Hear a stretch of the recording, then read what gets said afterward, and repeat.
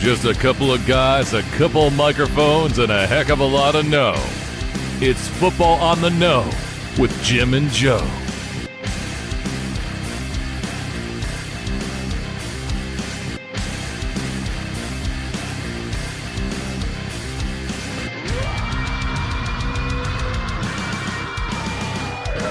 What they say, it's not the X's and the O's, it's the Jimmys and the Joes.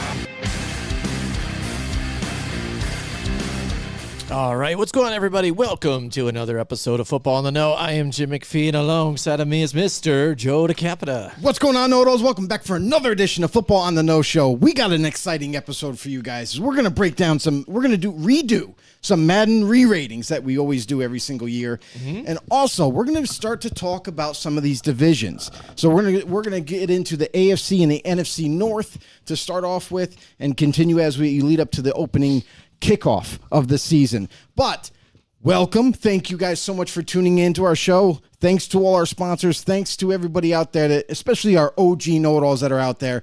Thank you guys for all the support.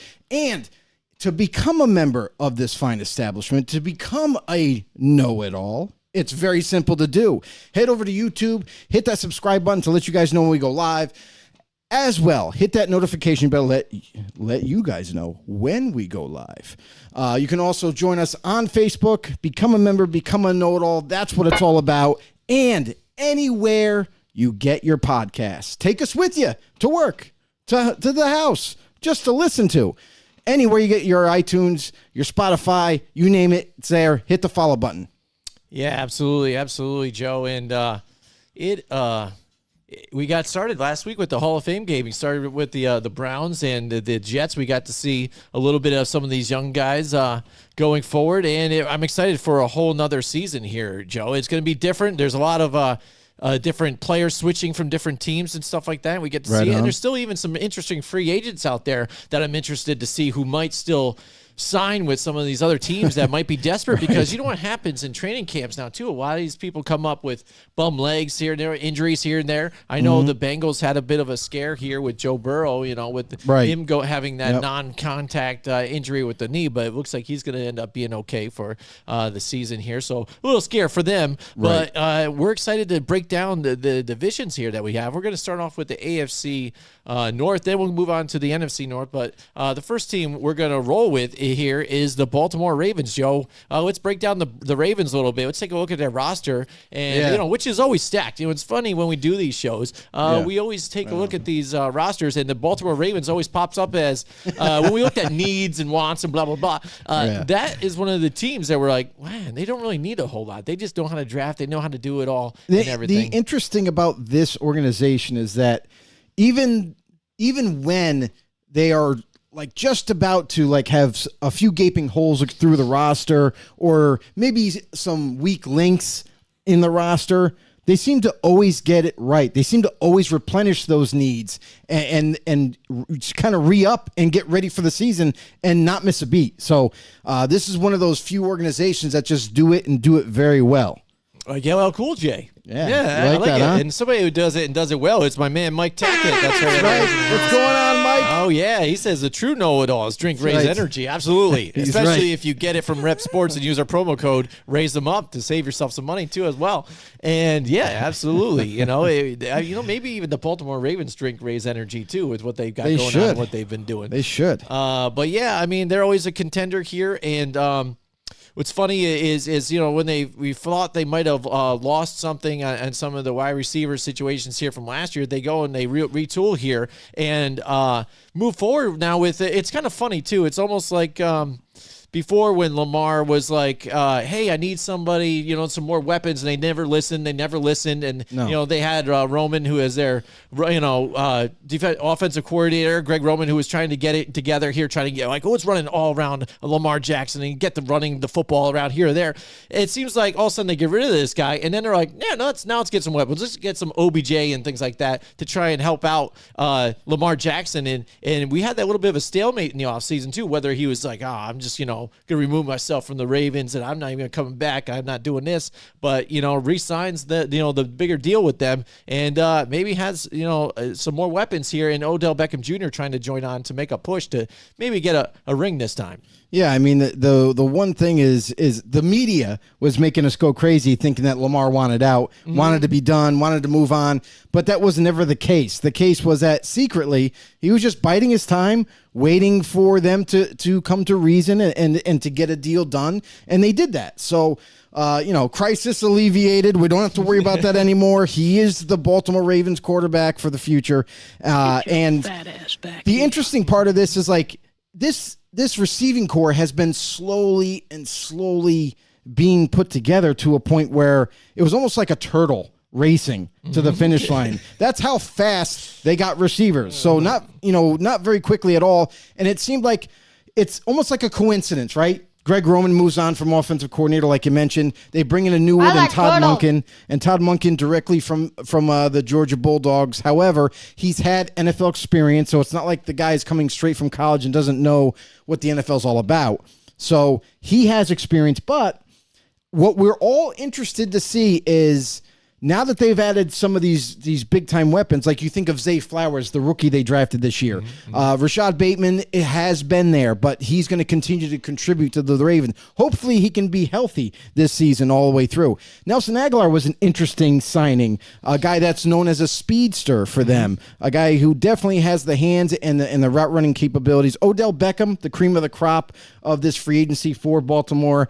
I know a lot of Ravens fans were super excited about Odell as soon as they signed him and what his caliber of receiver, what he can bring to Baltimore. So what's very interesting about all this is we have some of these big names. We have some of these unknowns like Zay Flowers, and Aguilar, how he's going to fit into this, and Devin Duvernay. But what's this offense going to look like? Like, that's the bottom line. Everyone is going to assume that it's going to go back to the normal thing like Greg Roman kind of had, where they ran a lot of run option plays. They ran a lot. But something tells me with Todd Monken being thrown into the mix here that it's not going to be so heavy run on this offense. It's going to be a little bit of balanced. It's going to be a lot more, especially with all these receivers now that you have at your disposal. Monken's going to come in here, make this more of a balanced offense, and in turn, it might end up, we might see Lamar Jackson take another step in his quarterback development. Like, we joke around and say, well, he's still developing, but he's made strides. But now here's where we're going to see some proof of how much he's made strides, because now there's no more excuse of, well, you don't have the receiving core. Well, some guys went down with injuries, so we had to run more. You know what I mean? Now we're not going to have to rely on just Mark Andrews. We're gonna definitely throw it to Mark Andrews a lot, but we have a rookie in Zay Flowers who's a speed demon. We got Odell Beckham, who's just an outright playmaker. Rashad Bateman coming into his own as a receiver, and then on. So I think this offense is going to be a little bit more exciting to watch because, yes, it's a little bit of the unknown for Baltimore this year, but also a lot of excitement because offensively, they always have a stout offensive line. Now they got the receiving core. They have running backs, a plethora of running backs that they can use. So overall, this offense is looking pretty good for this upcoming season. Yeah, absolutely. And you said it completely. What's it going to look like? They do have some more weapons here, so you would think that they would maybe try and change to be a little more balanced here, not put so much even on Lamar Jackson because, again, you want to try and keep him as healthy as possible, especially with the investment that you put into him.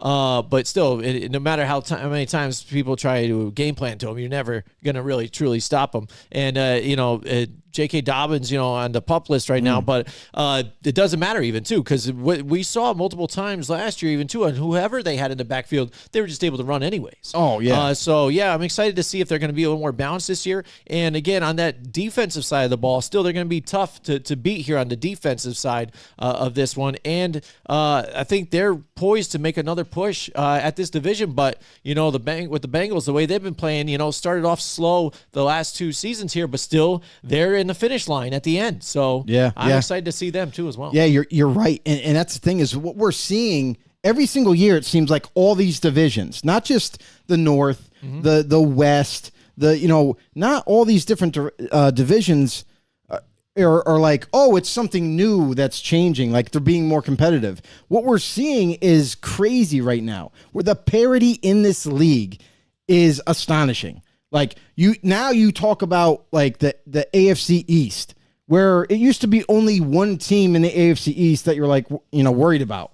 Everyone else, you're like, they're not even going to make the playoffs. Now, going into this year, that's a super competitive division. This one's a super competitive division. You know what I mean? The list goes on and on. So, like, I think for, like, one of the first times in NFL history, we're going to see not just a couple divisions that are competitive. All the divisions are going to be competitive, minus maybe a couple. But you know what I mean? I just think that the parity in this league is growing every single year. And we're witnessing it now into this division. You have, yes, the Ravens have always been pretty competitive in this division. The Steelers have for a long, long time. And now it looks like they're on the uptick. They're coming back into this divisional race. Yes. And then you got the Bengals, like you mentioned. You know what I mean? So it's like, and the Browns basically, they're not far behind. It's, what can Deshaun Watson do for you this year? Can this guy turn into any shred of what he was when he was with the Texans? Which I don't think it's far off. I think he definitely can, especially now that he has a whole offseason to work with the team. But that's again, if he's successful, this Browns team could be also in the mix that a lot of people might not expect. So overall, I mean, this division is going to be pretty crazy. But going back to the Ravens defense, they made some changes, but also, like, I feel like they just made, like we mentioned, how they fill holes. They were able to steal Trenton Simpson in the draft in the 3rd round, a linebacker who can do extreme good coverage, like great man-to-man coverage as a linebacker, a guy that can pair up with a lot of different people. And then you look at some of the additions that they made too. Rocky Sin at corner, still young. And for him to come to the Ravens now to add even more depth to that secondary, this team is looking pretty dangerous. I mean, Marlon Humphrey, healthy once again. There's a rookie called Caillou Kelly who is a little bit of a developmental type corner, but a guy who I think fits really well in this defense, and he could develop really quickly. Overall, this team that we kind of once thought at one time a season ago where – when they didn't have Roquan Smith and they had some holes at the linebacking core, we're like, what are they going to do about that? They get Roquan Smith in a trade. They draft Trenton Simpson this year. So you're seeing this transcension of adding more talent and just continuing on. Like this team somehow just gets it right. And they have a nice mix of younger players and also vets, which is going to, pay huge dividends for them as they get closer and closer down to the end of the season. Yeah, absolutely. And again, when I'm excited to see it, and when it comes down to playoff time, you saw the difference when they didn't have Lamar Jackson in there too. So no longer on a contract situation here for them. We're looking to see him step up here and really put his front foot forward here and lead this team because, again, like you said, with how tight it is with Joe Burrow and those guys, they're really going to have to make that push here to really solidify themselves here as a contender here for a championship. Because you said, like, this division gets tighter because there's that small window that the Cleveland Browns were right there to poised to take this division because, the talent that they had when they had Odell Beckham Jr. and things like that. Right. And then the Ravens were still hanging there. Thought they're going to take a little downward turn a little bit at one point, and then they did, and you saw the Bengals jump into this whole mix. But now the Browns were left kind of waiting and seeing after they signed Deshaun Watson, and we didn't get to see what we were hoping that we might see. We knew there was going to be some rust, and it looked a lot worse here on film and on TV than what we all kind of expected the rust to be. But now we're excited to see what we're going to get out of him this season. And the Steelers are only getting better, I think, under Kenny Pickett now here with the mix that he has there with Pickens too. And we'll get to them in just a little bit. But we touched on the Baltimore Ravens here. Now let's get into the Cincinnati Bengals here, Joe. Again, we talk about this offense and what they've been able to do.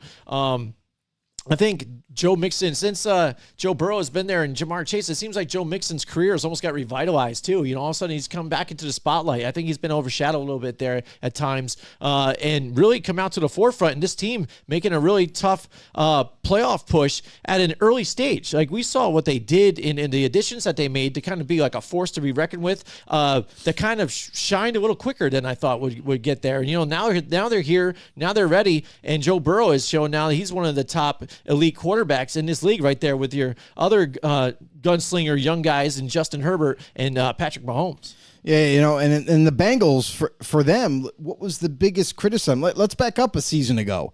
They made some additions to the offensive line, and but as they got down to the end of the season into the playoffs, they were a little banged up. They were missing out on La'el Collins. He got injured, so they were missing a key cog on that in that tackle spot. And now, let's fast forward to right this second. It looks like they're going to be moving on from La'el Collins. They end up obtaining Orlando Brown Jr., a huge addition via free agency, a guy that they put at not right tackle, but left tackle. And whose job was that before is Jonah Williams. They drafted him to be their left tackle. And the interesting scenario of that is that Jonah Williams didn't even want to move. He was like, no, that's my position. Yep. But it's when he requested a trade too, didn't he? Like when that happened? Very, very early on, that was a thing, and then it kind of died off. It just went away. So they must have convinced Jonah to at least try playing right tackle for them. And Orlando Brown is now their left tackle. They seem confident in that move and moving Jonah to the right side, and that leaves La'el Collins out.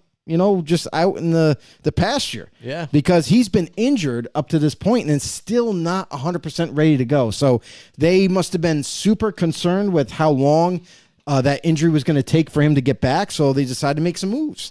And you could definitely see that down the road, La'el Collins is either going to end up with an injury settlement with the team and be a free agent, or they're just going to wait for him to get healthy and then cut him and get out of that contract. So, but overall, this offensive line, even though they made a big addition in Orlando Brown, it's pretty darn solid. Alex Kappa now at guard. You got Ted Karras, formerly the Patriot, is now the center. You know what I mean? So they made a little bit more extra moves for this offense, which didn't need much help, but they just decided, hey, if we can upgrade it, we're going to upgrade it.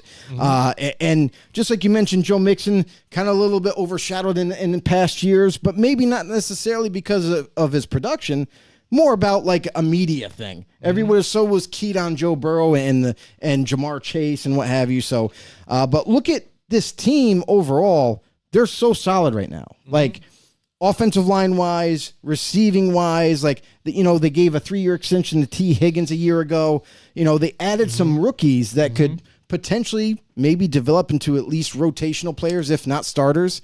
Andre Iosivas and Charlie Jones. Yeah. So those guys are kind of guys that they really do like, and they think that they could develop them even better. I like what they do, too, even almost like tight end by committee every year, too. They kind of rotate to different tight ends here, and by them grabbing Irv Smith Jr., too. Well, they still haven't found their guy. Yeah.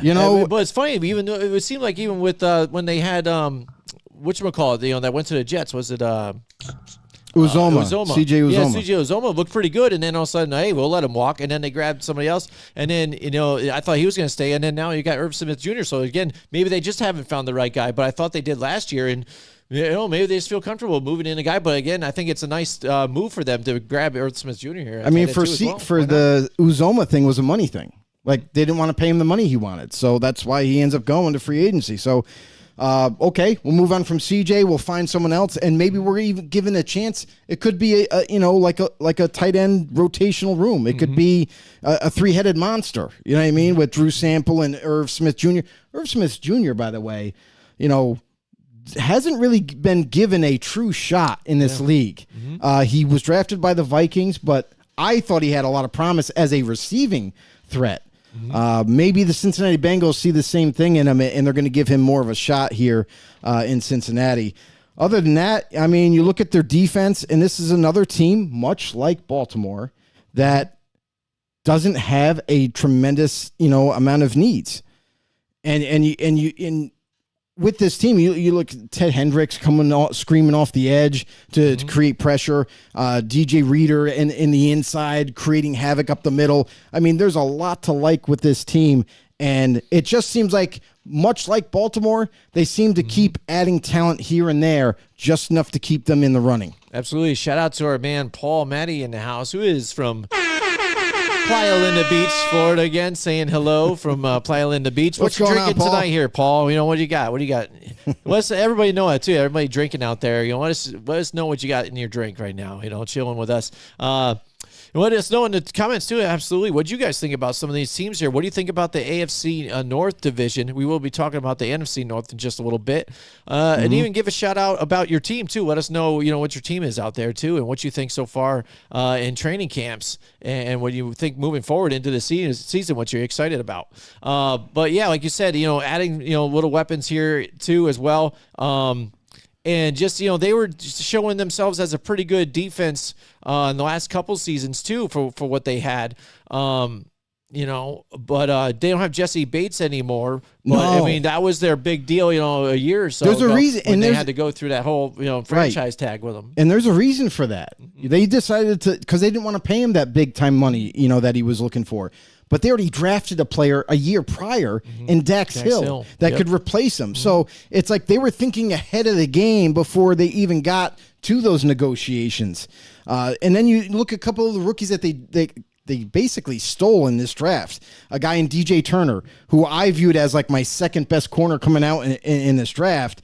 He ended up getting taken in the second round. Miles Murphy, a stud in the first round. A lot of people liked him.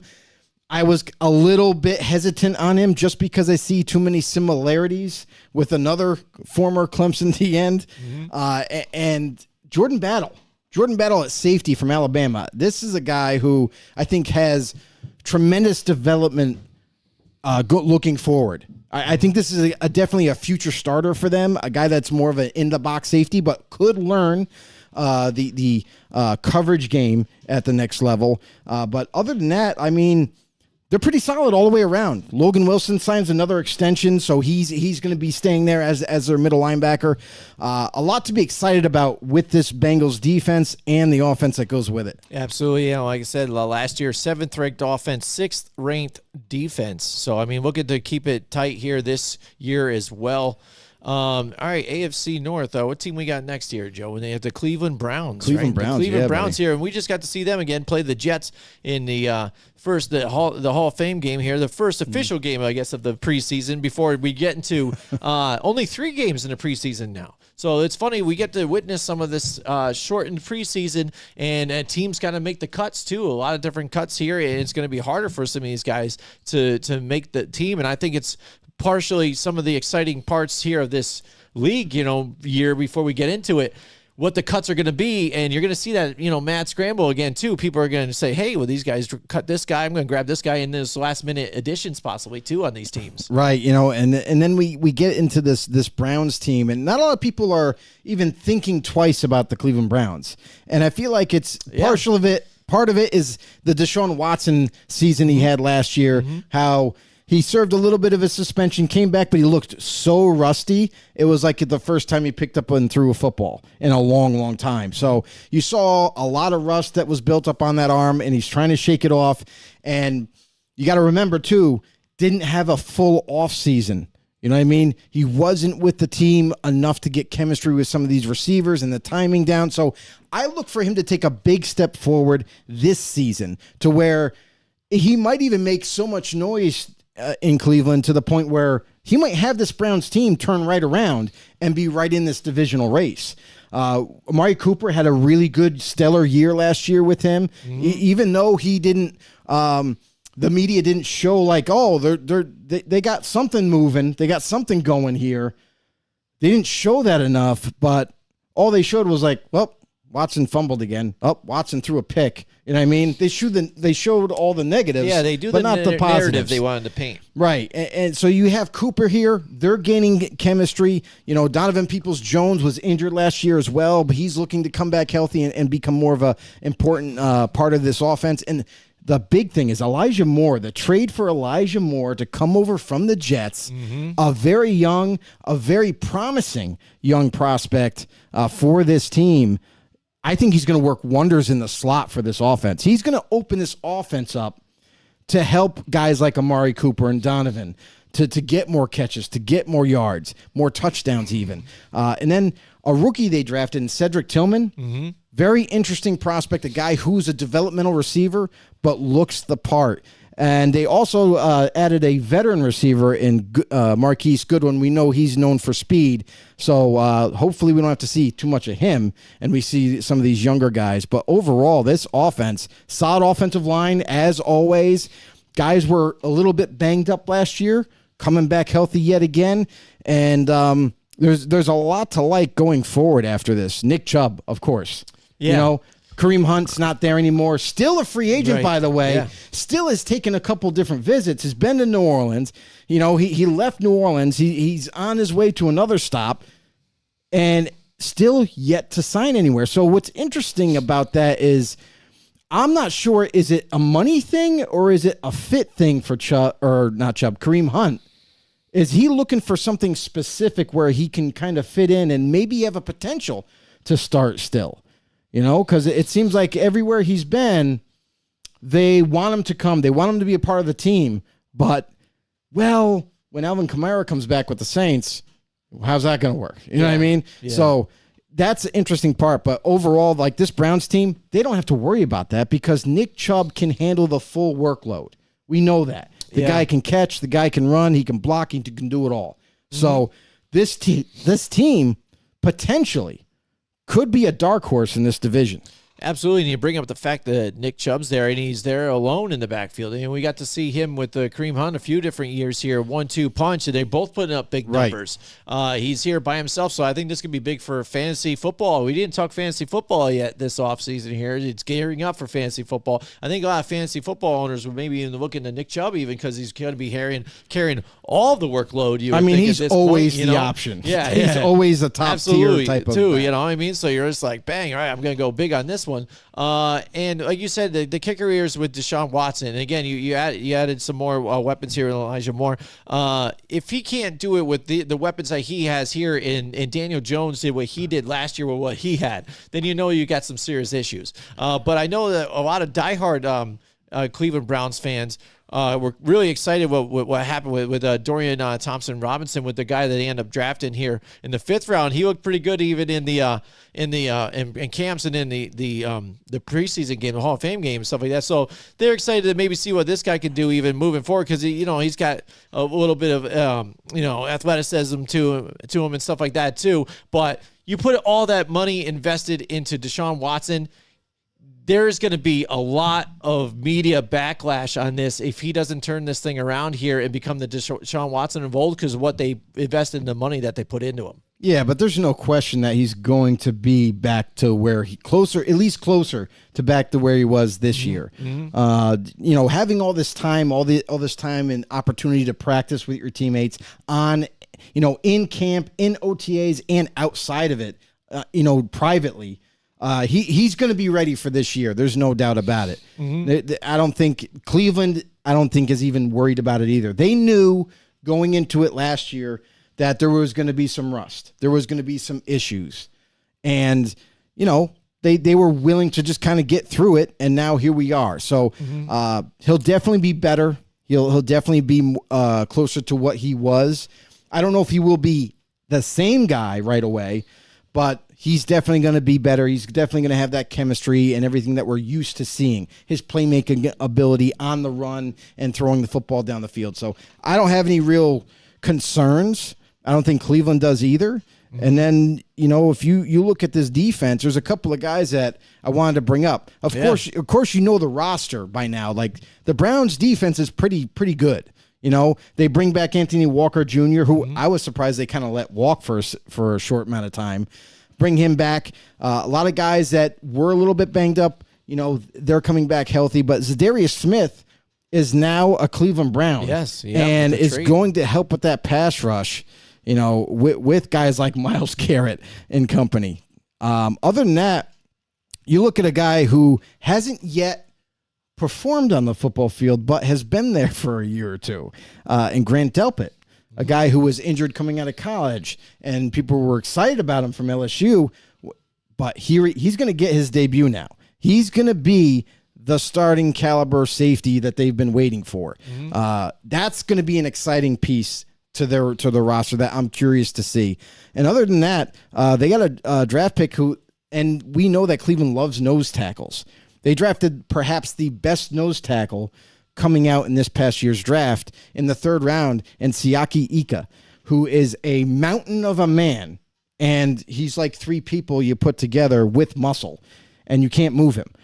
So he'll be interesting to watch him and see what he could turn into for Cleveland going forward. And what do you think about them adding Jim Schwartz here as the defensive coordinator for them too, coming back to football? I think it's smart. Because again, we saw the defense was pretty good, but last year I think they took a tick backwards a little bit. Not as good as we've seen even in the past. Now they bring in Jim Schwartz, who has been an outstanding defensive coordinator we've seen before for the Eagles and things like that. So that should be big here. I think it's you have the ring. Yeah, Cleveland Browns. I think it's a smart move. I think especially with Kevin Stefanski calling the plays and how he utilizes it's like 60-40 run. You know what I mean? His offense isn't completely balanced, but he does like to utilize the running game and Nick Chubb and what have you in those weapons. But he's a guy that likes to run the clock. He's a guy that likes to score at the end of each drive if he can.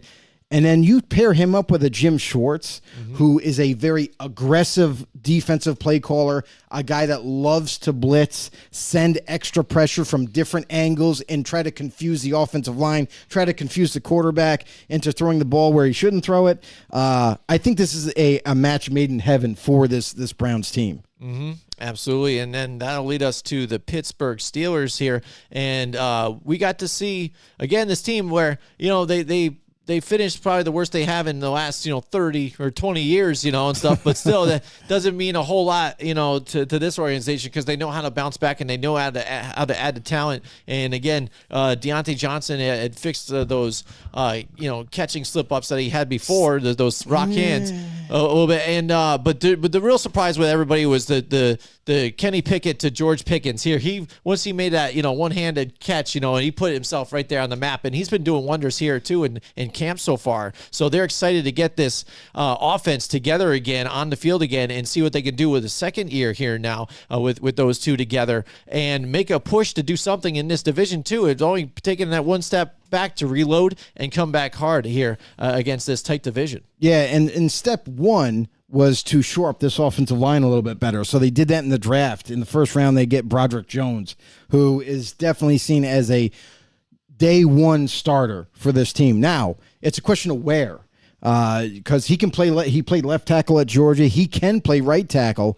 But what's interesting here is they have guys like Dan Moore Jr. at the left tackle spot right now, and Chukwuma Okorafor at right tackle, who I thought was a little bit of a sieve in terms of right tackle protection. So maybe they're thinking of making Broderick Jones the right tackle, or at the very least moving Okorafor out of that spot and maybe moving more there. But overall, you look at their offense, right? You just mentioned George Pickens. George Pickens was a highlight reel last year for the Steelers. And Kenny Pickett, definitely his favorite target. Like, their hands down, it was like, okay, we need yards, we need a touchdown, we need something to happen. I'm throwing it to George. Like, it's just going to happen, and they just made it work. But going forward, though, the interesting thing is they made a trade for Allen Robinson, the second, to come over from the LA Rams, and now is a part of this receiving core. But everybody saw last season he was a non-existent player, really, on the football field with the Rams. I don't know if it was a scheme thing. I don't know if it was just him. Like, maybe he's a little slower, doesn't run as good routes anymore for some reason. Like, there's something off about that situation. Now he's in a new environment. He's with a new team, new offense. Let's see if he can kind of, rehash his career, start it back up in Pittsburgh. Yeah, I know what you're saying, because again, watching it at times, it seemed like he couldn't get separation on some things, but then also it just didn't seem like he was involved in the play at all. Like, they're like, oh, we're just not going to look his way anyways. You know what I mean? So, Matthew Stafford was just like, yeah, no, I'm not going to go there. So, yeah, I thought that was kind of interesting too to look at, because again, when he was at it, you're like, all right, that's a cool mix. See what he could do. Replacing Bobby Woods over there, for a while. So see what he can do, and really didn't do a whole lot. So that's what the Steelers are looking for, to add kind of like some more depth to here and utilize them. You know what I mean? If people are going to start trying to double up on George Pickens or put some moves there, you can get Allen Robinson under the middle in that slot and make some things happen. Yeah, and something else that they managed to do in the draft is add another tight end. They already had Pat Freiermuth, who's been dynamite for them. You know what I mean? Critical moments. He's been able to make some plays and everything. Giant tight end. They added another stud of a tight end, a giant, in Darnell Washington from Georgia, a guy who's like 6'7", and is just a towering menace, a guy that's fast for his size. But the big concern in the draft was his knees. Some teams were shying away because, well, we don't really know his, longevity with his knees. He's had some issues with that. We're going to stay away from him. Pittsburgh's like, well, that's okay. We'll take him later on. We'll take him in the third round and pair him up. And now we have potentially two guys that are going to be mismatches, at the tight end position for them. And then, of course, you got Najee Harris is back again with Jalen Warren, a guy who took over the reins, so to speak, when Harris was missing some games, and picked up right where he left off. Did an admirable job there. So also to note, Mitch Trubisky is still in the league, and he is the backup of Kenny Pickett now. Yes, that's right. Yep. And then looking at that defense again, drafting Keanu Benton here for the nose tackle position, and they've always been running that 3-4 linebacker situation here for them for the longest time. This defense has been pretty good too, but they add Devontae KZ too to this mix. So I think they're a little long in the tooth, I think, in the secondary a little bit, but he's decent enough to be back there. But Patrick Peterson, again, a little older. I'm not really excited about the secondary here on them side. Aside from Minkah Fitzpatrick, who's been pretty good since they did all that whole there's good news, Jim. So. When you have Minkah and you have Patrick Peterson, who fits this defense really well, played a similar defense in Minnesota, so he comes over. Yeah, he's a little older long in the tooth and all that, but he can still get it done. We've still seen him being able to do that. But Levi Wallace coming over from Buffalo, that's a huge addition. So I think their secondary, they had to kind of maybe bandage some holes here, but I think they're going to be just fine. And of course you're going to be fine when you have the likes of pass rushers TJ Watt and Alex Highsmith, guys that scream off the edge, coming after quarterbacks, stuffing run plays before they even happen. So when you have that kind of pass rush, you don't really have to have a stellar secondary. They got a good one, but they don't need it. So that's exciting. And you brought up Keanu Benton. I wanted to touch up on him a little bit because coming out of the draft, I had him as one of my kind of sleeper nose tackles, a guy who did everything well as a D tackle / nose at Wisconsin, and is extremely, and I mean extremely strong, just like the Hulk. You know what I mean? He's amazing. He's got some quickness to his size too, which is going to be impressive. It's definitely going to show up on the football field. So watch out for him to see what his progression is as a Steeler. Yeah, absolutely. So there you go. There's what.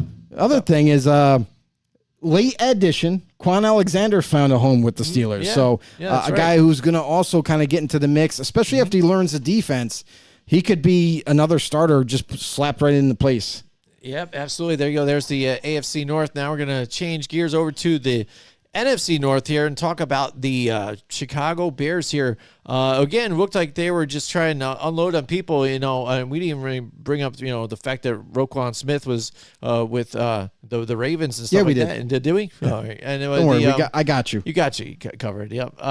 And that was kind of a funny, mix. Again, he was disgruntled, didn't want to be in Chicago anymore, so they started dumping a bunch of people, but then that's when they started finding their way and actually getting some wins here, and we saw a different team out of these guys. So I'm excited to see what we're going to see for another year of the Chicago Bears here. But they had a pretty good draft and offseason as well. So, I mean, exciting things for the Bears now. We don't have Aaron Rodgers in that division anymore. Right. I think anything can happen now the way it is. I mean, absolutely. You know, when you don't have Rodgers in Green Bay anymore, things change. Yes. You know, and the other thing, you know, but Lions very competitive this year. They're going to be one of those teams that are going to also be competing for the leader of this division. Chicago is as well. You think about the trade that they pulled off in the draft. They got tons of draft picks in exchange. They got a number 1 wide receiver in TJ Moore to add to this team to help out a guy like Justin Fields, who didn't have hardly anything last year. Like, he had the likes of Chase Claypool, who came over in a trade. Yeah. But Chase Claypool, you know, has got tremendous size, but is seen more of a possession guy, not a playmaker guy. Yeah. So it's not going to make a huge difference. I hope that Chicago utilizes him in the slot. I really, really hope that they do. Darnell Mooney, kind of like their only bright spot last year, a guy that was looking to kind of make a name for himself last season, but struggled a little bit because the offense struggled. The offensive line was pretty bad. You know, nobody really did a good job pass protecting for Justin Fields. Well, that's why we saw him run so much last year. Right. So, I mean, and Mooney is kind of, they made it like he had to be asked upon to be that number 1 guy on his own. You know what I mean? I mean, he was coming into his own before that. Yeah, 2 years I know, ago is when he was starting to make a name for himself. But offensive line-wise, you know, they like some of their players that they have coming back, but they also, I mean, tremendous job in the draft because they executed it the right way. Darnell Wright out of Tennessee coming out of this draft was, at the time, with the 23rd pick in the first round, you don't pass him up. It's impossible to pass up an offensive lineman of his caliber up right there. So Chicago needing it, they add it along with guys like Nate Davis, who they can kind of help out with the protection. And then also Cole Kmet in his second year signs an extension. You know, they love what he's been able to do so far. And a guy who's just another giant tight end that they can, you know, if they need to, like a security blanket, get the ball to him, get a few yards, move the chains, that sort of thing. But another interesting thing, too, that happened is there's no more Montgomery in the backfield. They've moved on from David Montgomery. And Khalil Herbert, the speedster, takes over that role at number 1 and also pairs him up with Deontay Foreman, formerly of the Panthers, who was a starter for Carolina and did pretty darn well after McCaffrey got traded. So overall, this team is looking solid. It's looking nice. Now they got to put it all together on game day. Yeah, absolutely. And then even having Robert Tonyan there for another tight end, too, on the other spot, too. I'm a guy that killed you with Aaron Rodgers, too, on your team now. So that's a cool addition, too, I think, that they added to that offensive side of the ball. But yeah, absolutely. You know, they're looking to try to make a push here in a division that could be a bit tighter, but everyone's darlings, the Detroit Lions, you know, are the team to watch, you know, for them. But again, like as we brought up last year, the fact that, you know, the team was not going anywhere. The defense was ranked 32nd overall in the league. They needed to make some changes here. They used some of those to get the picks and get better. And Yannick Ngakoue, too, finds a home, too, here on the defensive side of the ball, too, to try and help out that defense. Yeah, he just got signed like 2 days ago. The interesting thing about this defense is they had a lot of holes, right? Before the offseason happened. And we're like, well, they had a ton of draft picks in that trade. And they utilized the defense in the latter, like, you know, like second and third rounds and then the latter parts of that draft to try to fill in some holes on defense. They also utilized the free agency part. You know, they brought in Andrew Billings, you know, former D tackle / nose tackle from the Vegas Raiders, who had a good year last year. Yannick Ngakoue is an interesting piece because even though he's known as a pass rusher, he's not very good against the run. So I'm curious to see how they utilize him there. Justin Jones from the Chargers, another D tackle prospect for them. But the big additions was linebacker. when they got rid of Roquan Smith and they were missing some pieces there, they bring in not only Tremaine Edmonds from the Bills to kind of lock down that middle linebacker spot, but also TJ Edwards from the Eagles, which I'm sorry is a bigger deal than Edmonds, because TJ Edwards is starting to climb the ropes, so to speak, for that linebacking core and being known as a threat at that position. So Edwards comes over, had a tremendous year with the Eagles, and now looks to continue that success with the Bears. Also, other guys that are going to look to step up is Jaquan Brisker from the safety, now coming into his second year for the Bears. And an interesting couple of corners they drafted. Tyreek Stevenson from Miami and Terrell Smith from Minnesota. Those guys I absolutely loved when I was scouting. I thought that they're developmental type corners, but Stevenson is more apt to start right away. He's ready. He's close to being ready to go, where Smith might need a little bit more development. But overall, when you look at some of the draft picks they made later on and some of the guys that they have, like I mentioned, in corners, this team, long term, they could have themselves like 4 or 5 starting caliber type players as they progress. Absolutely. And like I said before here, the Detroit Lions here, a lot of people are liking them. We're going to move to them next year in the NFC North. Again, came on strong again. Still didn't do enough to make the playoffs, but they were able to make spoiler. Looking to make a step forward with everything that they did. They drafted tight end of Sam Laporta here in the second round. They have Marvin Jones here to add on to the wide receivers too. And just another year together with this team, who it seems like they're like, they're almost like that, Bad News Bears kind of like almost sense, kind of like you started off kind of rough, but then all of a sudden all these guys from a mix of different teams moved together. Everybody gave up on Jared Goff, and now he's there and he's putting up, like, I think in the first half of the season, I think he had some of the best, quarterback rating and things like that, and accuracy of what he was doing, and still not even noticed, so it's going unnoticed and unfazed by a lot of different people. And then they started gathering some wins together here and making it happen. And you talked about that guy in David Montgomery. He finds a spot here as the running back for the Detroit Lions here. And they also drafted Jahmyr Gibbs here in the first round of this year's draft too. So going in a different direction at the running back situation here to add to this offense. And they also, you talk about on the defensive side of the ball, Jack Campbell too, on top of, the mix of studs that they had with Aiden Hutchinson last year's guy. I mean, overall, a good balanced team here to make a push in its division that does no longer have an Aaron Rodgers, and where Minnesota Vikings is almost on that ticking clock right now. I mean, the Minnesota Vikings have been on the ticking clock for the last 3 years, and they still haven't gotten it done. So I feel like the Vikings, even though they're usually competitive and everything, they're another team that's on the downturn. They still have Kirk Cousins at quarterback. They still have a chance. And he gives them a chance. It's just that they always seem to come up short. But for the Lions, they're going on another direction. They're going upward. They're trending towards the top of this division. And it started 2 years ago, where Dan Campbell coming in as this, no nonsense type of head coach, a guy that's very, he's a former football player. He can kind of, get along with the players in the locker room and everything, and grow and teach and just like no nonsense, gets in your face when you screw up, like that old school mentality as a head coach. Kind of woke this city up, woke up this organization and said, hey, we're going to do things a little differently here. We're not going to play backseat to all these other teams in this division. We're looking to come and compete and get better and eventually win this division.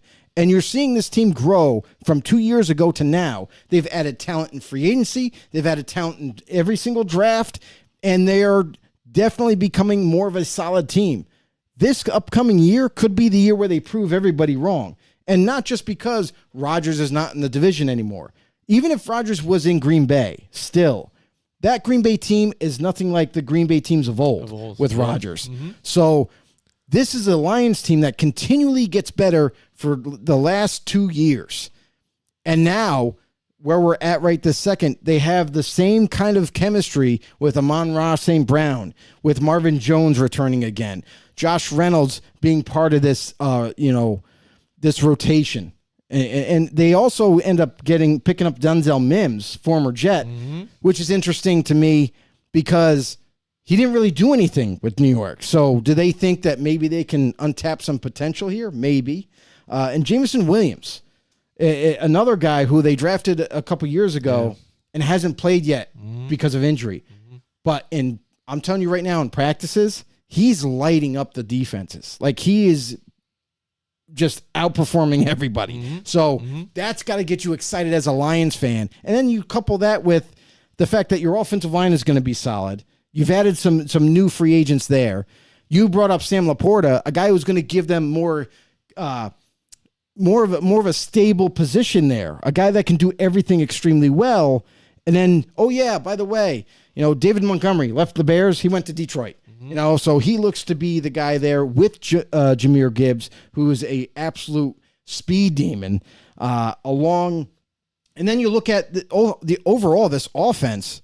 You think about it. Last year, you touched on it a little bit, but last year, halfway through the season, they were the number one offense in the league. The league, not their division, the league. So when you improve on what you did last year with weapons, what's to say, like, they're going to be even better this year in terms of scoring, in terms of drives.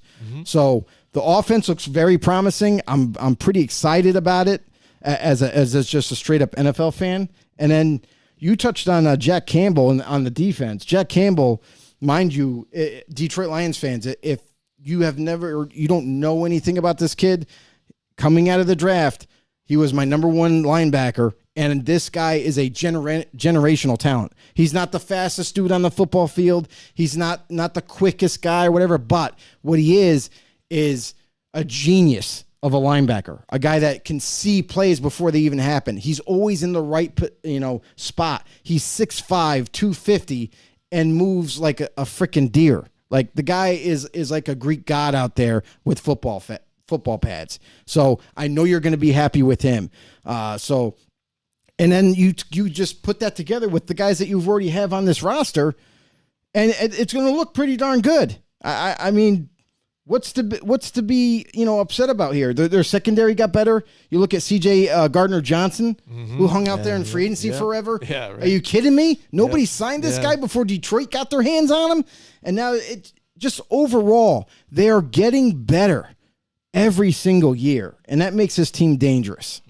Absolutely. And again, that's the team to watch. It's the team that everybody's on board with, because we got to see it, and I think people started to buy in too. I know when I was watching Dan Campbell talking about biting the ankles off of people, I was like, all right, buddy, you need to chill out or whatever. I'm not buying in yet, but again, the team believed it, and he pours his heart out on it, and I think the team is Dan Campbell here. It's rugged, it's emotional, it's strong. You know what I mean? They've taken that persona. They've taken his persona on the football field and just don't give any shit about anybody. Yeah. They're out there to punch you in the face.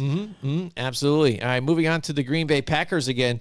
We brought him up multiple times here, the fact that, Aaron Rodgers list, and we get to see now the new Jordan Love era here. That's and right. See what's going to move on with this team and really kind of what this offense is going to be looking like without somebody like Aaron Rodgers running it, and somebody else doing what Matt LaFleur wanted. And I think you're really going to have to see, or you're really going to start to see what Matt LaFleur is really made of with this whole thing, because it's all him now, basically. Because, we could have put some of it behind the fact, that he did not have a whole lot of weapons. He kept asking for talent, so much the fact that he went out and had the team go out and get Randall Cobb and stuff like that. But the funny part is as soon as they move on from him, now we're going after receivers. We're drafting receivers every round just about. Let's go. Yeah. I know it's funny. And so, we get to see what it is now, possibly. But, we've been also waiting to see what Jordan Love really looks like, and what we saw on the field so far has not been very good. So, for them to now move on to him, because they invested that time in that draft pick and moving up and drafting this guy, you got to see what you have in him here, too. So, I don't think that it's going to be, Matt LaFleur, if they don't do well this season, he's losing his job or anything. But I think you're going to get a raw look at what it's supposed to be. And if not, then they need to start making plans for their next upcoming quarterback. I mean, I think the plan started already because Green Bay, they've always known to look forward, even when they think they have their guy. Remember Brett Favre and how long he was there. And then they drafted a couple years earlier, before Favre moved on, Rodgers. Rodgers had to sit behind Brett Favre for a couple years until he got his shot. And then now Rodgers moves on. They drafted Love a couple years before he moves on, and here you go. They're just repeating the cycle, hoping that it turns into, they found yet another stud quarterback. And time will only tell for this scenario. Jordan Love is finally going to get his shot.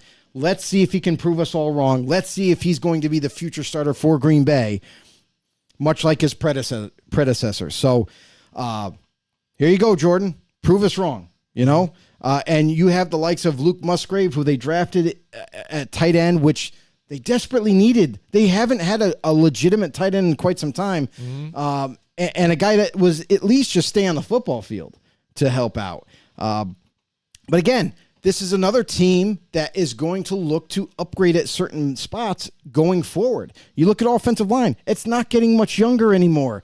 Guys like David Bakhtiari are at the end of their careers, and we've seen him get injuries a ton of times the past couple of seasons, to where it's almost like he's every year it's a half a season just about that he's playing. Yeah, he's last of the dying breed for that offensive line right now. Not only that, I mean, you look at some of these other guys like, Zach Tom, who, I'm sorry, he's not a name that strikes fear into my heart. Well, yeah. At the right tackle position. So it's like this team is almost like they're behind the eight ball, so to speak, right now. Like Jordan Love, you don't really know what you have in the guy. You've seen glimpses of him doing well. You've also seen glimpses of him doing poorly. But going forward into this season, this is not a team where I think, as a fan anyway, for the Packers, some fans are elated that Love is starting right now, and probably because of the unknown factor. But I'm sorry, you're not ready to win right now. You don't know what you have in Love. You got an aging offensive line that constantly is getting injured. Yeah, now you might have a receiving core that you can utilize, but if you don't have time to get rid of the ball, if that's an issue, if you can't run the ball with guys like Aaron Jones and A.J. Dillon looking to come back strong, then this offense could stop before it even starts. Right, yeah. I think that's got to be your game plan at this point. The little bit of ground and pound here to try and help keep this offense balanced. And then to be able to run the type of offense I think that he wants to do, run off of play action and things like that to get Jordan Love out into some space and maybe hit it to some of these wide receivers like Christian Watson, who looks bad, in the beginning and stuff, but then started to reel it in a little bit. Oh, he was amazing. Get some things down. So it was pretty good to see him move forward with them. But again, like you said, drafting multiple wide receivers, including Jaden Reed. But it's a laundry list. It's kind of funny. Yeah, they just went crazy with it. But yeah, I mean, trying to move forward again, it's got to be growing pains for them. I'm just wondering if they're going to be any sort of competitive in this, division at all. I mean, I think every team is competitive in their own right, but when you're missing some pieces that you need to be, to at least be a contender for the division, then that's what's going to hold you back. And right now, I mean, early indication right now is that their offensive line, if they get hurt, which we've seen them get hurt the past couple of years, that's going to dramatically change this offense and dramatically hinder it as well. Defensively, let's focus on some positives here for the Green Bay Packers. Defensively, they've always been pretty solid. They have some different players now. Luke Van Ness, rookie who they drafted in the first round, who they're hoping that can be that pass rusher for them. A guy who's extremely tall, lanky, chiseled. Like, the guy is super strong, but needs to learn a lot more pass rush moves at the next level in order for him to be a full-time type of starter. We've seen limited time. Now, remind you that his time at Iowa University, he only played his senior year. or no, he was a junior. So usually what happens at Iowa, they have a rule where only all the seniors will start no matter what. And he's a junior, even though he was probably the best man to put out there. Yeah. He was in rotation. Yeah. And believe it or not, was leading the team in sacks. Yeah. Like, it was incredible. So that guy is going to be, something positive to look forward to, along with Carl Brooks that they got in late in the draft, who is a developmental pass rusher as well. Other than that, like, their linebacking core is still solid. They're still going to attack that position. Jair Alexander, shutdown corner. What can you say? A guy that deserves, this is something that I feel like some corners that deserve the hype don't get, and other corners like Trayvon Diggs. Yeah. He gets this crown. Yep. Like, we're going to crown Diggs as one of the shutdown corners. Actually, Jair Alexander is a shutdown corner. He's legit. He deserves the hype. So, Jair Alexander, you are the man. There you go. And it's funny, it's because when you talk about Madden ratings, I had gone through the corners and stuff like that, and it's funny to think what Madden thinks of some of these guys. Too, oh, as well. yeah, I bet. I bet. And then, and then I just wanted to touch on real quick, Keyshawn Nixon. He was the man at returning footballs last season. Went to the Pro Bowl for it. He's yet again there. Rashawn Gary got injured last year, but showed a lot of promise. I mean, the guy has really transformed himself from his college career into the pros and changed positions. Was a D end at Michigan and is now a stand-up linebacker rushing off the edge. So good job by Green Bay identifying his attributes and utilizing it, and for him putting in the hard work. Another dude I want to touch on real quick is Darnell Savage, the safety for Green Bay, a guy who, again, doesn't get enough praise. This guy is all over the football field. He's contesting everything. Like, there's not much that gets by him. So overall, this defense, even though they've looked to kind of bring in some youth from the draft, hopefully they can develop them to make them a little bit more of an impact this season. But overall, this is a team where they're younger, but in some positions they're older that they still need to upgrade. Looking forward to the next offseason. Yep, and then next up we've got the Minnesota Vikings here, a team that we've been talking about, and the reason we talk about these guys with, again, their time's running out. If I look here quick at the last, we'll say 8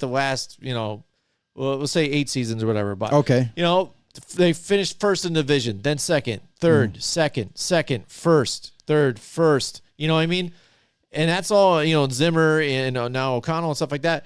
They've been there, but they lost in the wild card. They lost in the conference, lost in the division, lost in the wild card last year again.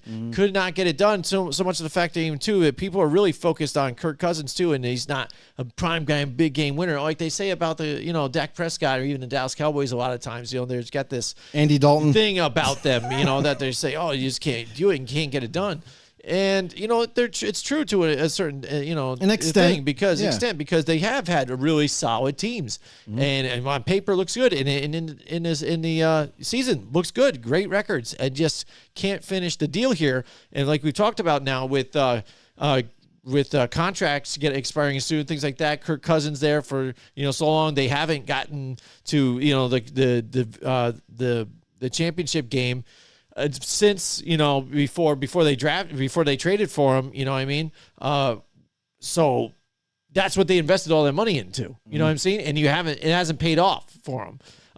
And I think it's funny too. Now I've watched that season with the quarterbacks, on Netflix and stuff like that. And I think his story is really interesting to watch, and it's really telling with the quarterbacks in different stages of their career, and Kirk Cousins and how some people are almost viewed by the media and even fans, but when they don't get to see all the day-to-day stuff that you go through and things, the hard work that they put into as well, it gets kind of overshadowed. Because he even said before in the series that he goes, it's funny because people think I'm not this primetime game winner or something like that. He goes, I got like a trophy room full of these game balls from Sunday Night Football and everything else. He's like, I thought I was doing good. I mean, or else I wouldn't have the balls, right?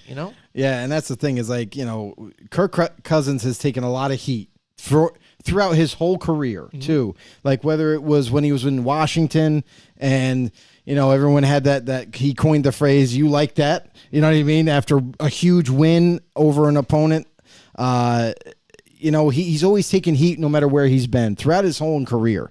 But here's the bottom line. Is Kirk Cousins he's a starting caliber quarterback that can win you some games. But there are the critical games that you have to win or critical moments that he doesn't show up for. And that's kind of where all the negativity comes from with him is he's got the Andy Dalton label where he's good enough to have them in contention. He's good enough to have them in a playoff run. But he's not good enough to go any farther than that. Something always falls apart. Something happens where he makes a mistake. He throws an interception. It changes the outcome of the game. And all the blame is on him yet again. And the other aspect of this, too, is he does such a good job of keeping his team competitive, almost to a fault where when the draft comes, they never pick high. So they can never draft for the future. They can never have an opportunity to take maybe a top 5, top 3 type of quarterback because they're always good enough. They're always picking in the 20s and never up higher than that. So it's a blessing and a curse. Like, you want the guy to do extremely well. Yes, you want the guy to help you get to a Super Bowl or win a championship. But he's just not the answer. And yes, he's done a good job, but he just also hasn't been the guy to get them over the hump. And that's kind of where all the hate comes from on Kirk Cousins. So for him, for the Vikings going forward, I don't think it's going to get any better. Like I feel that Kirk Cousins is going to keep them competitive. They're going to obviously push for the division again because it is open. The Packers, I feel like, are going to slide to the bottom for the first time in I don't know how many years because of a lot of unknown, because of we don't know how good Jordan Love can be. We don't know long-term this season. Can he stay healthy? Can he do the job at a high level and keep this team afloat in some form or fashion? Whereas the Vikings, they're going to be better than the Packers, I feel like. They're definitely a veteran-type team. They're a competitive team. They're always in the running.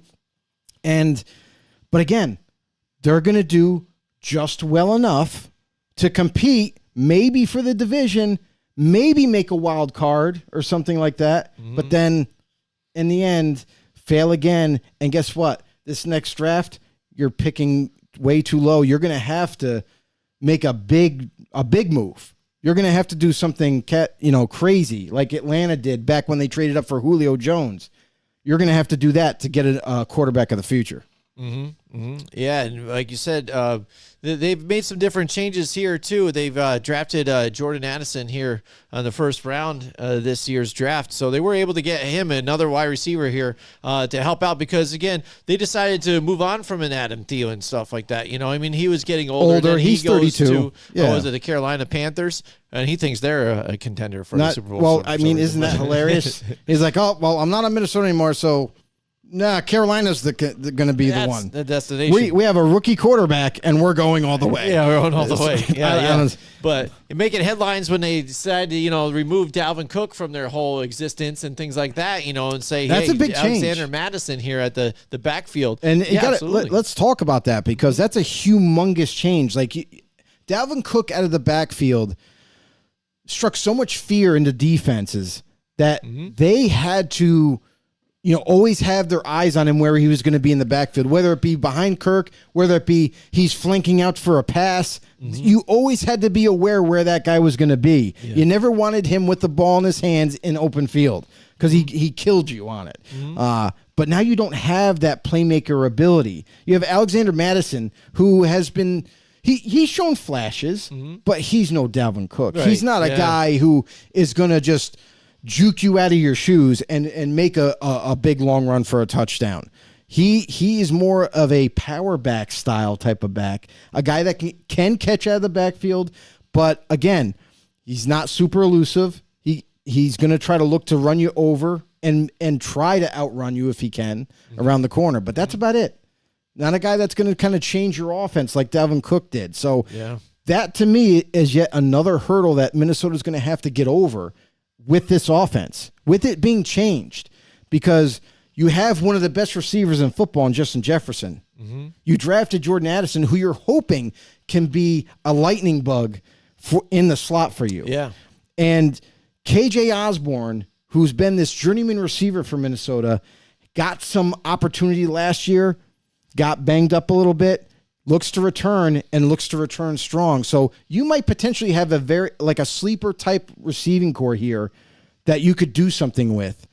But other than that, like, your offensive line needs to stay healthy for once. Mm-hmm. And that's kind of been a big knock on them, as they haven't been able to. And TJ Hawkinson in the trade from Detroit, which we all thought was weird. Yeah. We're like, why would Detroit move on from a young, talented tight end out of nowhere? We're like, oh yeah, they don't use him. Yeah. Like, maybe that's why they come to their senses, but like, oh, let's get rid of him. But now he's with Minnesota, a rival, and did very well down the stretch of the season. Mm-hmm. Kirk Cousins, obviously, we've talked plenty about him, and then the defense. The defense is going through some changes too. Yeah, absolutely. Not just the offense, the defense. There's a lot of new names on Minnesota defense. Jordan Hicks, including with Brian Flores being the defensive coordinator here. Right. You know what I mean? Yeah. So I think that's amazing from that point, because that defense, again, where we've known them to be fairly good last year, was only 28th ranked in the NFL. Yeah, the one thing I'll say is, like, Brian Flores, like, that hiring as a defensive coordinator is going to work wonders for this team. Mm-hmm. Yes, they're going to have to go through the learning curve of learning a new defense yet again with some new players, and there's going to be some bumps down the road. But if they can get close to learning most of the playbook before week 1 and understanding it to its entirety, they could make some change. They could make some big moves here. Other than that, you look at guys like, Harrison Phillips coming over from Buffalo, a stellar D lineman. They managed to land him. Marcus Davenport, formerly of the Saints, a pass rusher. Mm-hmm. Something that they are in need of. They end up grabbing him, adding him to the roster here. Mekhi Blackman, a rookie at the corner position. They drafted from the 3rd round, a guy who has promise, but I don't know if he's ready to start right away. And we've seen Minnesota do this before, right? Where they drafted a couple corners and they threw him out there and didn't work out so well. Mm-hmm. So I don't know. Maybe they learned from the mistake, found the right guy, but hopefully they did. Other than that, they have some younger talent. Guys like Louis Seen at safety, who maybe he can crack the lineup as we get through training camp. Byron Murphy, who's been a journeyman corner who hasn't really been able to stay healthy. Mm-hmm. Obviously, Minnesota's hoping that this is the year that he can and help them out. And then as rookies on the defense, Jacqueline Waugh, the nose tackle from LSU, I think he could push for some, at least from rotation, snaps right away. And then Ivan Pace Jr., who I was ecstatic about this year, coming out of the draft, was a undrafted free agent, signs with Minnesota. And I'll tell you why he didn't get drafted. He's short. That's it. He's very short. But when you watch the tape, this dude is a menace. Nobody in college football could block the guy. Some people even tried to double team block him, and he still would find a way to get through and sack the quarterback or stop the run from happening. And he's a very good, coverage linebacker. So despite his height, I think he can make a big impact. I really do. I don't care about the height. If you're a dog, you're a dog, and he is that. He is him. So watch out for. So they have some unique pieces that they're still going to have to develop, and this defense has to come together. It's that simple. So when you think about how their offense is in much better shape. The defense has a lot of new pieces, a new defensive coordinator, a new defense to learn, which you might have to go through some extra speed bumps through the season. Mm-hmm. You might not be as crisp on the defense. And that's possibly going to hurt this team, down the road. Mm-hmm. Yeah, where absolutely. you got the Detroit Lions that are ready to go, like defense, offense, pretty solid right now. they're going to be a very hard out for that division. Yeah, absolutely. I think it's going to be probably a battle between those two teams, the Vikings and the Lions, and I'm excited to see it, unfold here. So, definitely. So yeah, there you go. That's the first section of our reviews here. For in the preseason, we've only got a few weeks here until the NFL season kicks off. That's right. It's surreal to me. I'm like, it's things that I've been waiting for so long, and all this other stuff, and then now all of a sudden it's surprisingly upon us. I'm kind of surprised by it, but. Here we go. And Exactly. Geared up. Any fantasy news going on, Joe? Like you got a couple leagues moving into, Yeah, I know don't you do usually your a leagues few. yet. Don't do that. That's the worst mistake you can make is drafting right now. I know a lot of teams, a lot of people do it. A lot of leagues do it out there. They like to draft early, 2 weeks, 3 weeks early, or what have you. Sometimes a month, which is insane to me, before training camp even starts. But please be patient. Try to have your leagues at the latter part of August, maybe even the weekend or Labor Day weekend, which is the week right before the season kicks off, if you can do it, because you never know. It really sucks if you drafted a running back or you drafted a receiver and then all of a sudden in training camp they injured and they're done for the year. Look at what happened to Marlon Mack a couple days ago. He signs a deal and then literally like 2-3 days later tore his ACL again. Yeah, and is now done for the year. Unfortunately for that guy, he just can't stay healthy at all. I think at this point, because of how often he's torn that every single year now, that it's time to retire. What do you think about the storyline with a few of the running backs? Even I heard Tony Pollard people were excited about getting on a fantasy team, but Bijan Robinson, I guess, was ranked like one of the top running backs in for fantasy this year. Yeah, I mean, and that's the thing. That's a risk, okay? And I'll tell you why, because any rookie is a risk. Yes, they're projecting to be the absolute starter. They're projecting to be maybe a go-to type of player for your offense. But it doesn't necessarily, spell success right away.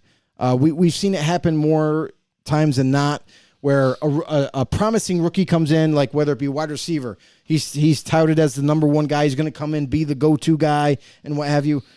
But usually in the first year for receiver, it doesn't really work out. Now, running back, it works out a little bit more because they get a little bit more opportunity. They get the ball a little bit more often because they're running the football. Sometimes they get into the passing game, being able to catch the football and run with it. So for Bijan Robinson and how high he was the number one overall running back taken and in the top 10, which you're not investing that kind of a pick in a player and you're not going to utilize him, of course. But in this Atlanta offense, let's think about it. Last year, what did they do really well? They ran the ball really well. They have the offensive line to do it, but they needed more weapons outside of that. You got Drake London out there. You got Kyle Pitts. You added another receiver this year. So maybe it's going to open up a little bit more, which in turn will maybe lead to Bijan Robinson having a pretty darn good year. Maybe not the best year in fantasy, but a starter-worthy type of back. So he could be worth taking early, but I would caution if there is a veteran player that you just know, like Nick Chubb, he's going to do really well. Obviously bearing an injury. Saquon Barkley, is going to do well, bearing an injury. Josh Jacobs is going to do well if he plays, bearing an injury. You know what I mean? Yeah, There's certain guys that that you're going to take before a rookie, because the rookie's unproven. We really don't know. We think he's going to be just as good as those guys, but we don't know for sure. So, and we don't know how this Atlanta offense is going to be, going forward. So he's good to grab if that's a last resort. You know what I mean? Because you never know. Maybe you catch lightning in a bottle by taking him in the third round where everybody overlooked him. Yeah. You know what I mean? So there's that aspect too. But, measured caution, like kind of debate on like who's available versus him type of thing.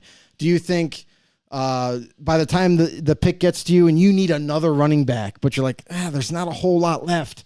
Do I take A.J. Dillon? Do I take Bijan Robinson? Take Bijan Robinson because he's a starter. He's going to be out there. So Yeah, and I think that's the funny thing that they're ranking him so high, where I think some people, they'll believe what some of the analysts are saying. Of course if they he's are. the top third, like he's Yep. going to go in the first round, maybe one of the top Take picks him. for him, so. Take him. Yeah, I mean, it'd be interesting to look forward to, with fantasy-wise, at least. So, yeah, I mean, Right on. the last couple of weeks, too, we've been doing the Madden ratings here, so we're going to get into that. I decided to look at quarterbacks this year, so let's look at the this week. Let's look at the quarterbacks here. Patrick Mahomes, we already know, is the 99. What do we have? Joe Burrow is 95 here. Here, let me move it over to your screen. And Josh Allen, 94. Lamar Jackson, 91. Jalen Hurts right there above Dak Prescott, I thought, and Justin Herbert, which I thought Justin Herbert, I think, gets dogged a little bit here. And Aaron Rodgers, I was surprised with how low he is in this whole mix. And then Kirk Cousins, That's too, crazy right there, to me. rounding up the top 10. So that's your top 10 right there, Joe. How is Rodgers that low? Just because he's 39 and now he's on the Jets, everyone's going to drop him like a rock? I don't know. I think sometimes they do that just, again, try an average of how they rank the team maybe, but I don't know what they even rank the team overall because I don't know. I ranked the Jets above the Green Bay Packers. Yeah, Like, it's not even close. So what are you doing though? So It's what not do you- even I mean, close. so again, maybe they take in his age in consideration. I don't know, and I don't think the numbers really dropped off. I mean, we're a year removed from when he was MVP status. Yeah, You it know what still I mean? doesn't make sense. Like, So- I mean, come on. He's still one of the best quarterbacks in the league. Even though he's 39 years old, still gets it done. Yep, absolutely. So here we decided to do the re-ratings, and we used the right. numbers that they gave us for the things, the attributes that matter about a quarterback, throwing, accuracy, all that stuff on the run. Even now they have breaking sack, blah, blah, blah, which we've seen. It's been terrible for a lot of people before. Here we go. So let's look at Tua's numbers. And right there, he is now in 86 Okay. on this here. I'm so okay with looking that. back of what he was before, he was 86. what was 86? No, it's where's this one? There, no, he was in 83. He was in 83 before, so he actually moves up. No, I'm okay a with little that. bit That with makes that one. sense. So That makes sense. Yeah, absolutely. I like that. I like that rating for Tua because Tua was having a brilliant season, last year with the Dolphins, with Jalen Waddle, with Tyreek Hill. Like, there was a lot to like with that offense. And then, unfortunately, with the concussions that he had kind of took him out of the game for a little while. And, unfortunately, hopefully, like, he's A-okay to continue. We've already figured that all out, right? Miami Dolphins got along, met up with the family and himself and discussed going forward, like, what's the best thing for Tua, and does Tua and the family want him to continue? So come to an agreement. Here he is. He's a starter yet again this upcoming season. Hopefully they can keep him upright more. All right, here at number 9, it was Kirk Cousins with an 84, and now he is an 83. Oh, So Kurt. again, they think of him as That's okay with me, certain, too. Yeah, I think he's a decent quarterback. Again, is not Yep. super duper, but again, he Right. can get you to win a team, and he's accurate, and I think he does well. So I think an 83 is a good rating I think for that Kirk fits him. Cousins as I think well, that too. fits him. So let's go to Aaron Rodgers, where they gave him an 87, I believe Terrible. it was, right? Or no, an 85. They gave him an 85. Terrible, bro. Joe, they gave him an Terrible. 85. But I can't. when we did the numbers, when we looked at quarterback stats and what it was, he came out to an 89, Joe. That's better. So, isn't that better? But not as good as he should be. Yeah. Like, I'm sorry. He should be in the 90s. He should be like maybe 92, 93 because of age, like, because maybe he slips off a little bit. But, man, when you look at him play still, like, look at the plays he made in Green Bay last season. They were phenomenal. Yeah. Like, he would create time somehow, and then just with a flick of the wrist, the ball goes 50 yards down the football field right into Watkins' hands. Yep. Whatever. Watson, his name is. Christian Watson, yep. Yeah, Christian Watson. Like, and it was like, holy crap, how did he throw that? It almost look effortless. Like, so how can you have this man? He's a multiple MVP quarterback, and though he's 39 years old and still doing it well, like, how does EA come up with that low of a rating for Rodgers? It's beyond me. It doesn't make any sense. Yeah, even when their stats are proving that he's not. Come on. At least they gave him an 89 with some of that. You know what I mean? That's so it is terrible. kinda They better funny. boost it up during the season. Oh, That's yeah, all I know. absolutely. They also look foolish. All right, now going to Justin already Herbert, do. who was, absolutely, who was an 87. Yeah, after I'm doing the numbers here, he bumps up to an 88 now. So 88? he's there in an 88, which again I think is decent. But again, I think he's near the top. I don't think he's some guys, I don't think he's a 90s type of quarterback yet. Yeah. He's done really well, but I mean, I think it's like more like a 89, maybe a 90 right now. Yeah. But again, like he screws up too. Yeah. Like we've seen true. him throw interceptions at times and make, bad decisions once in a while. It's not often, but once in a while. So I feel like that's kind of a fair rating for him right now. Yep. All right, now moving on to Dak Prescott. He was rated an 87. Wow. And after we did the numbers, Wow. he is a 90. No way. No way. Stop. Stop it right now. Dak Prescott, I'm sorry. You don't even deserve to be in the top 10 right now. Man, That is they love crazy. Dak Prescott here, Joe. How do they love a guy who throws the most interceptions in the season? That's incredible to me. Yeah. But you dog Rodgers, who didn't throw the most interceptions. Gave him an 85. So that's what I mean. You look at Aaron What's going Rodgers on and you here? look at Dak Prescott, and he's clearly a 90. I'm sick to my and Aaron stomach. Rodgers is an 85. Like Oh, I this don't. is terrible. I don't get it. And again, it's like who's doing it? Are they EA, what are you Are they doing? pulling in any NFL analysts on this? For help? You What are just we don't doing know. here? Yeah, I don't know. Who knows? All right, so then moving on to the next one, Jalen Hurts. They gave him an 88, and after the numbers, he's an 89. Come on. So there you go. So he's Come right on. outside of Dak Prescott right there. Jalen Hurts was shredding the league last year Yeah. as a starter. Like, give the guy some credit. He needs to be in the 90s. Come on. Yeah, if you're Come going on, to give it EA. to a bunch of guys, that, Dak did well from Prescott's got a last year higher and stuff. rating than Hurts. Stop it. Yeah. And it's funny is if you looked at the original list, Jalen Hurts was only one tick, an 88 over an 87 of Dak Prescott, so they didn't give him much more love. So, again, still not getting the respect, I think, Terrible. that he, should really get here for being a contender with that Eagles team. Right. Obviously some of these guys still aren't sold on what he's doing over there. You know what I mean? After he's shown that he can be the leader. Guy can throw, can run, he can do everything. Which I think again in the championship game, I think he did everything he could to win that game. Oh, you know what I mean? Yeah. And He didn't lose the game for him. no, You know what he I'm absolutely saying? did not. He played amazing. Yes. He was going to be the MVP if they won the damn game. Yeah. So. Yeah, absolutely. Wow. So, all right, moving on to Lamar Jackson now. Lamar. And he was rated a 91. Okay. And after the crunching the numbers again, and this is without even the running, he's 91. rated a 91. So, Yeah. I mean, we didn't take That into makes fact the sense. fact that he's a scrambling okay with quarterback that. and all that stuff. So, I'm okay with that. That's an okay rating for Lamar. Like 91, you're in the 90s, which I think he deserves to be because of his playmaking ability. So yep. that makes sense. Yep. Okay with that. All right, now moving to Josh Allen, he was a 94. Okay. Okay, now after the crunching the numbers here, what they give him, he is a 93. Makes sense. So yeah, there you Makes go. He sense. lost a little bit of a tick there too, depending on the numbers that I'm they okay gave with him that. of what he did. I'm okay with that. That's all right for me. I'm all right. But yeah, but I think again, when we look at these, I'm looking for the more down to earth numbers. I don't think Right. anybody's a 99. That is somebody you clearly made up. That is like a Superman guy. Yeah, it's a that's club. just under 100%. They have the 99 club. That's Yes, really what it's which for. I think is dumb because then you have one guy that's a 99 and then all the rest are nowhere near that, which I, I think is mean, ridiculous because I think not with always. some of these quarterbacks, you'd probably take one of these, over a few other ones, depending on what you were. But it was course. the same way with wide receivers even too. I mean, clearly there's a great or a better one than some of them, but once you get to even some of the other ones, I think it's you would take either of them. You know what I mean? It's not that cut and dry like it kind of seems sometimes with the ratings Right. system. You know what I'm saying? Yeah. All right, so Josh Allen, he was there at 93. So now going to Joe Burrow. Ooh, Joe. He goes from a 95 to a 93.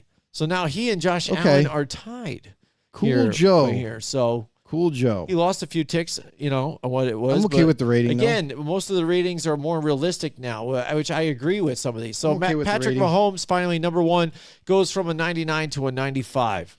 Okay. So, again, that seems more realistic, at least to me. Again, because again, if he's the face of the league right now with what he's been able to do, 2-time Super Bowl champion in just a few years, again, still has some flaws, I think, too. That's why, I mean, 99s are rough. I think, honestly, like, I think I would have Rodgers right up there with Mahomes. Yeah. I'd have him as a 94. I'd have Jalen Hurts. Let's look at the list again. I'd have Jalen Hurts as a either a 94 or 93. And I would have Burrow to stay at 93. I would have Josh Allen as, he could stay at 93. And Lamar could be a 92. That's kind of where I would be at. But Dak Prescott would not even be close to 90. Like, no. I'm sorry, he's got to be mid-80s. Like, he's got to be like an 85, 84, something like that.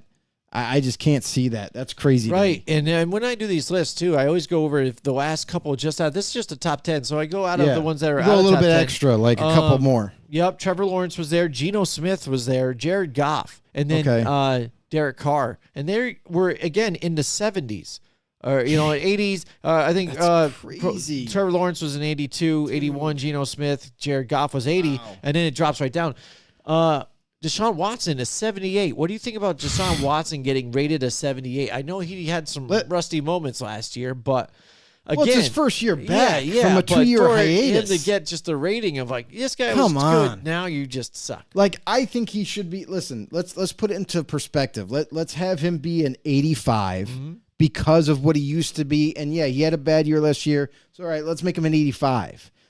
But to dog him like that, like he's not, like he's a backup. What? You know what I mean? That's what it seems like. It seems like you're trying to make him a backup type of quarterback when he's clearly not. When he gets back in the groove this year, when he gets the chemistry down and he gets the timing down, and you got to remember too, he was trying to learn the offense as well. Like, there's all that gets put together.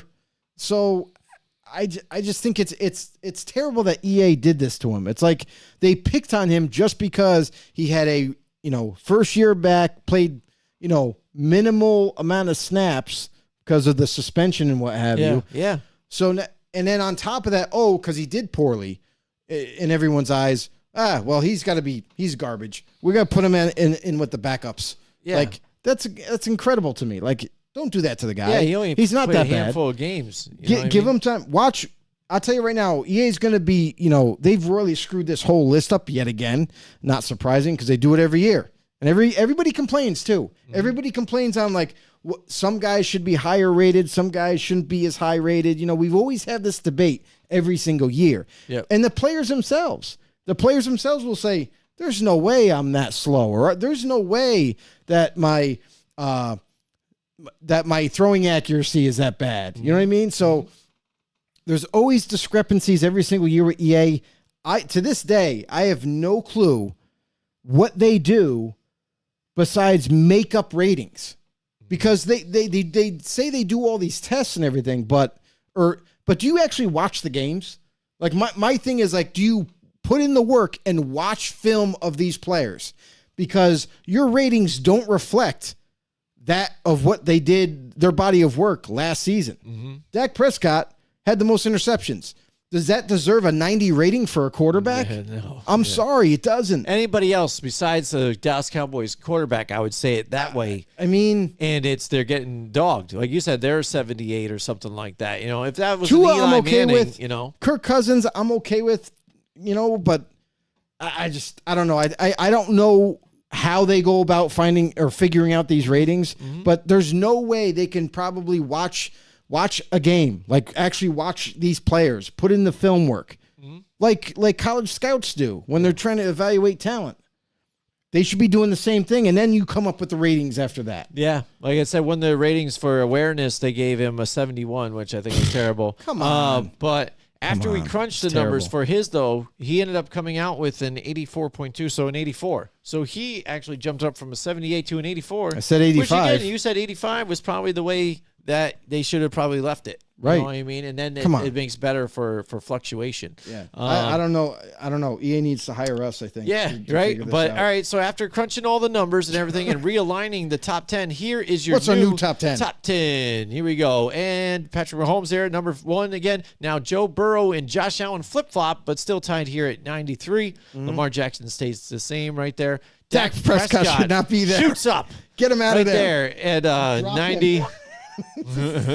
Drop him like a rock. Yep, and then Jalen Hurts and Aaron Rodgers are tied, but even with the decimals, Jalen Hurts still rated over Aaron Rodgers, which I think some people would be appalled at this point if they saw something like that.